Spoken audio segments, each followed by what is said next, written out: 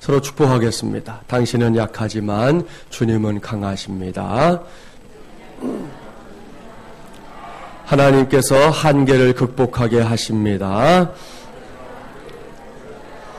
할렐루야. 오늘은 이제 8차 특세 6번째 시간입니다. 오늘은 끝까지 쓰임받은 갈렙이라는 제목으로 하나님의 말씀을 전하도록 하겠습니다. 오늘 우리는 이제 갈렙을 만나보려고 합니다. 이번 주간 내내 하루에 한 사람씩 성경에 나오는 사람들을 만나고 있는데요. 오늘의 본문인 여호수아 14장 말씀은 요단강 이제 서편에 이 서쪽 땅을 9지파와 므낫세 반지파에게 제비를 뽑아 나누어 주는 일이 시작되는 말씀입니다. 이렇게 땅 분배를 위한 제비 뽑기가 막 시작될 무렵에 갑자기 한 사람이 등장하지요. 그는 오늘의 주인공인 갈렙입니다. 갈렙 역시 우리에게는 어느 정도 익숙한 인물입니다. 본문 6절 말씀은 갈렙이 이스라엘의 역사에서 가장 확실하게 부각되었던 때가 언제인지 알려줍니다. 갈렙이 우리에게 알려지게 된 시기는 이제 모세 시대로 거슬러 올라가지요. 어제 여호수아에 관한 말씀을 전하면서 잠시 설명했었던 이 12명의 가나안 정탐꾼들 기억하시죠? 그때 모세가 정탐꾼들을 출발시켰던 것이 어디입니까? 그곳이 바로 가데스 바네아입니다.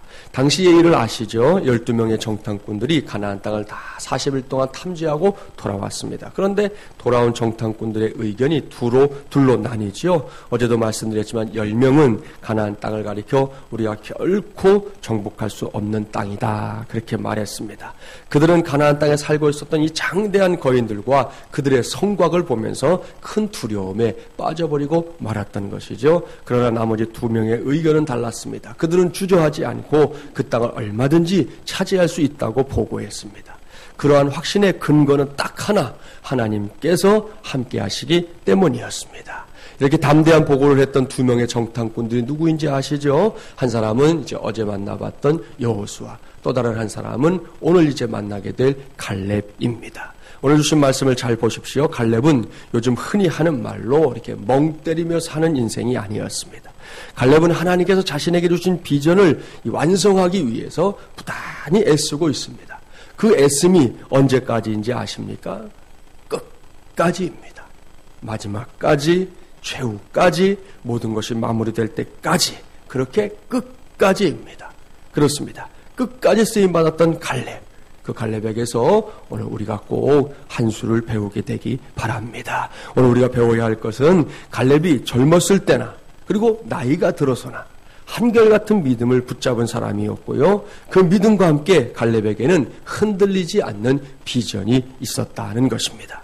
말씀을 볼까요? 먼저 7절 말씀을 함께 봉독해 봅니다. 7절 말씀입니다. 내 나이 40세에 여호와의 종 모세가 가데스 바네아에서 나를 보내어 이 땅을 정탐하게 하였으므로 내가 성실한 마음으로 그에게 보고하였고. 아멘. 이어서 10절과 11절 말씀도 봉독합니다. 10절 11절입니다. 이제 보소서 여호와께서 이 말씀을 모세에게 이르신 때로부터 이스라엘이 광야에서 방황한 이 45년 동안을 여호와께서 말씀하신 대로 나를 생존하게 하셨나이다. 오늘 내가 85세로 돼 모세가 나를 보내던 날과 같이 오늘도 내가 여전히 강건하니 내 힘이 그때나 지금이나 같아서 싸움에나 출입에 감당할 수 있으니. 아멘. 자, 이 세 절의 말씀을 유념해서 보십시오.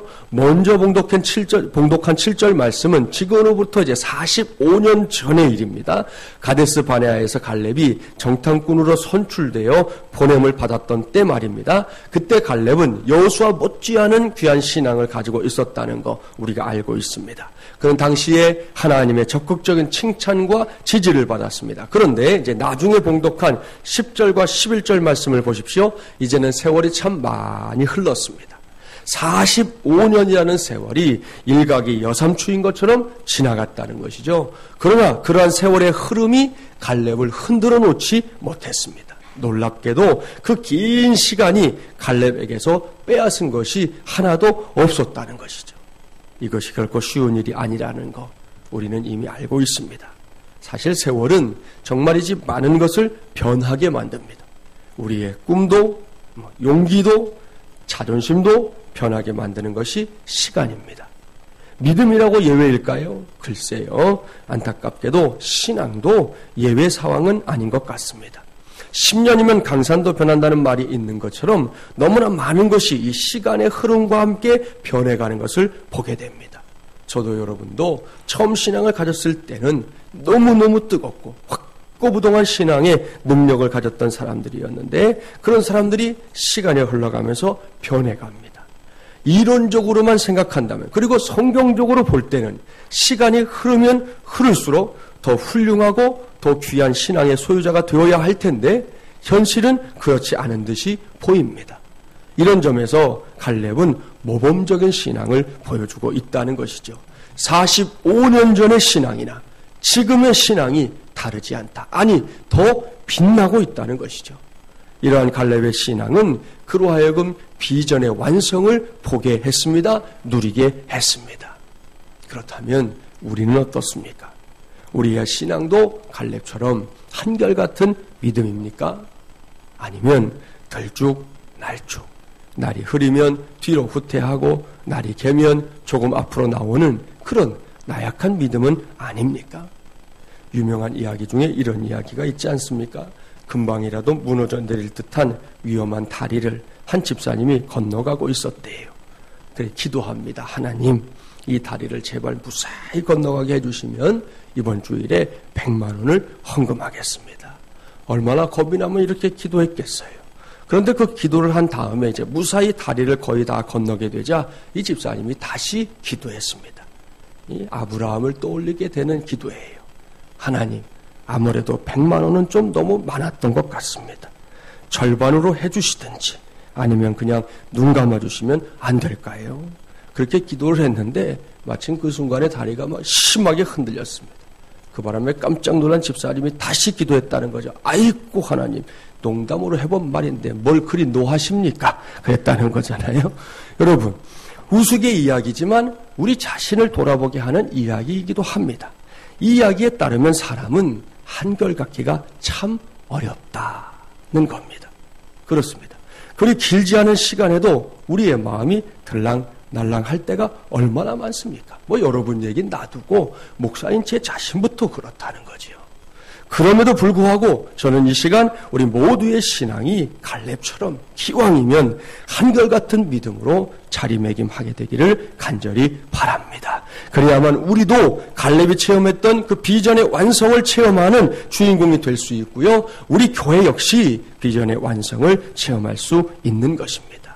결코 날씨 따라, 계절 따라, 교회 안팎에서 되어지는 일들에 따라 또 우리의 여러 가지 상황에 따라 왔다 갔다 하는 그런 성도들이 되지 않기를 힘쓰시기 바랍니다.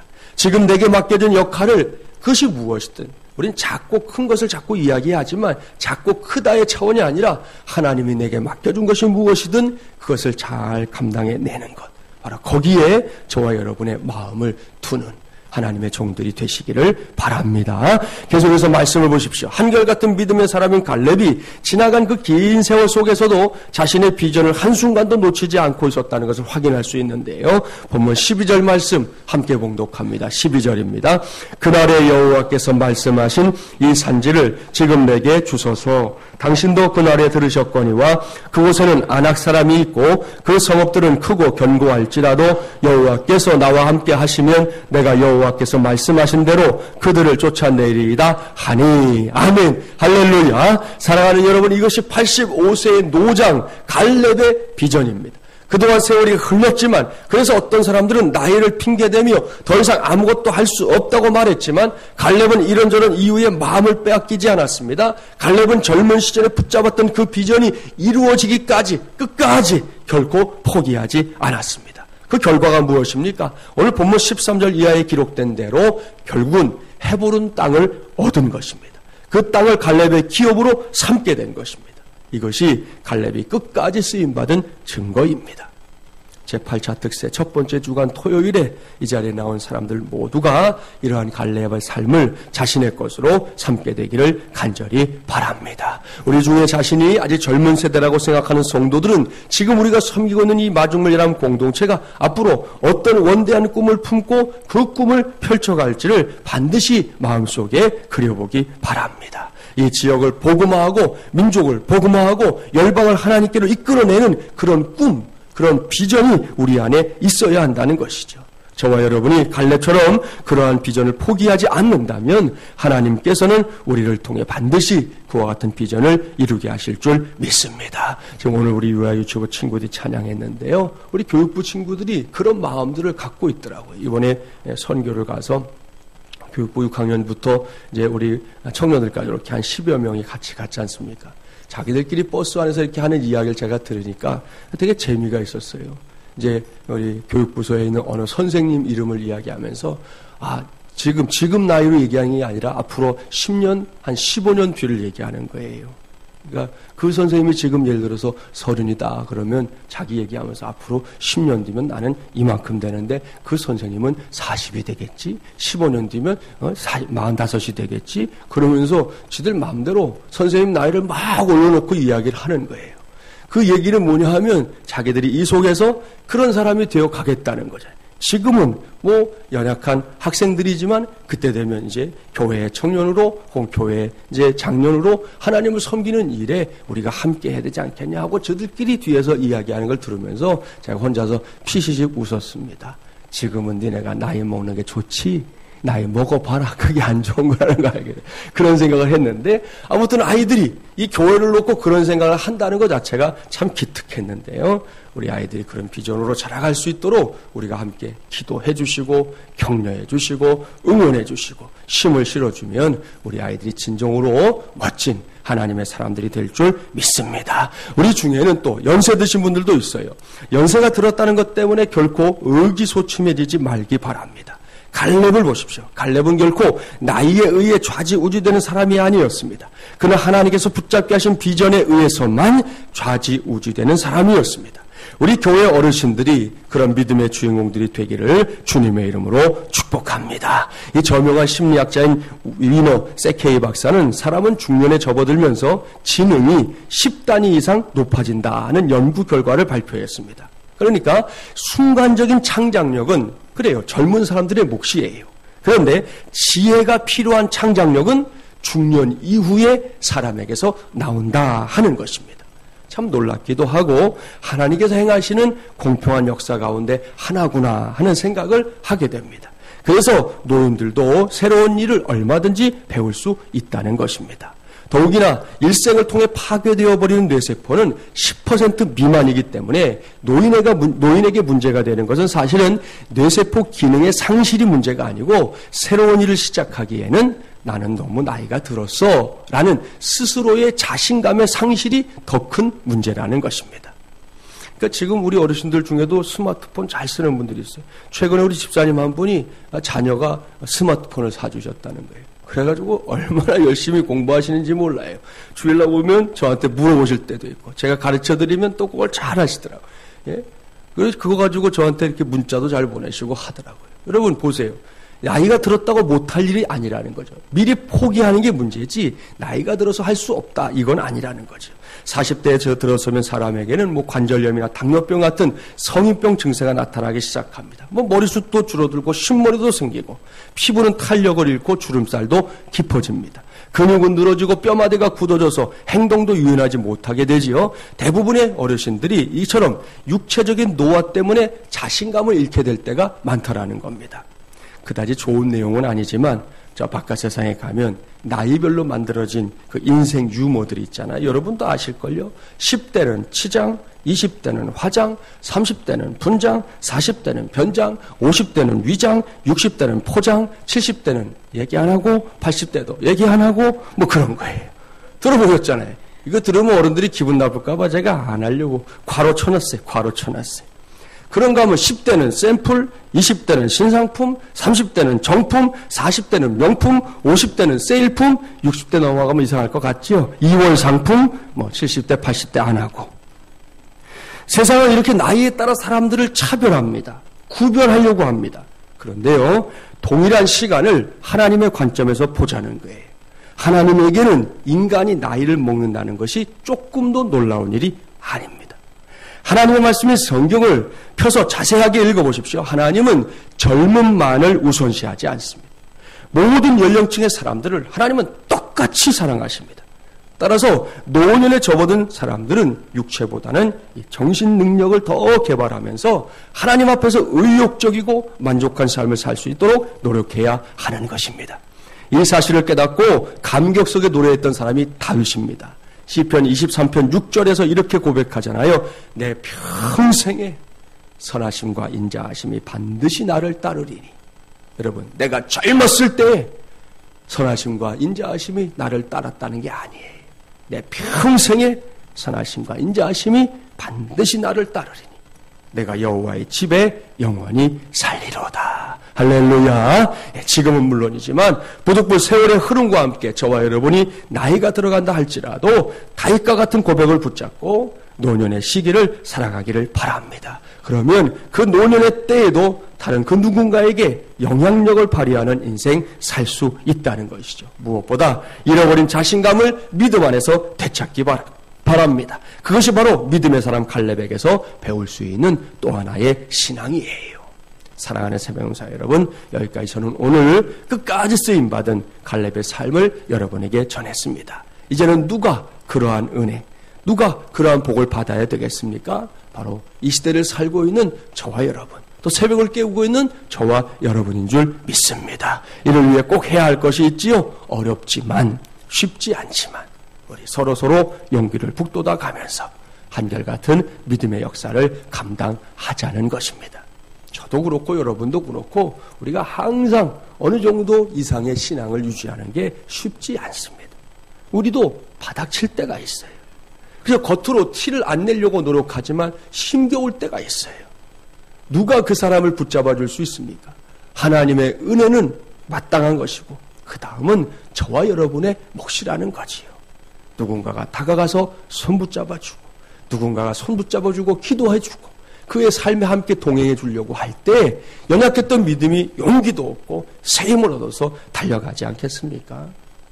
지난 주간 동안 제가 사업장 신방을 하는 일이 있었는데 우리 집사님 가정에 기도 제목이 있다고 제가 이제 기도하고 나오려고 그러는데 아예 날짜를 못 박아서 어제 날짜였어요. 6일에 중요한 일이 있는데 목사님 기도해 주십시오. 그래서 간절하게 기도하고 또 새벽마다 계속 기도하고 어제도 새벽에 기도하고는 이제 하루 종일 기다리는 게 이렇게 날짜가 정해진 기도 제목은 항상 이렇게 딱 촉각이 곤두서잖아요. 그날 하여튼 정해져 있으니까. 그래서 계속 기다리고 있는데 점심때가 돼도 소식이 없고 오후가 넘어가는데도 소식이 없고 그래서 이거 어떻게 됐나 전화를 해봐야 되나 어째야 되나 고민하고 있는데 띵동 하고 문자가 왔어요. 목사님 그때 기도해 주신 거 다 해결이 됐습니다. 감사합니다. 기도해 주셔서 감사합니다. 그렇게 보내주시더라고요. 여러분 우리가 그렇게 서로 위해서 기도해 주고 힘이 되어 주고 함께 손 붙잡아 주면 비록 우리가 바닥칠 때도 있는 믿음이긴 하지만 그래도 한결같이 달려가는 길을 찾게 될 줄 믿습니다.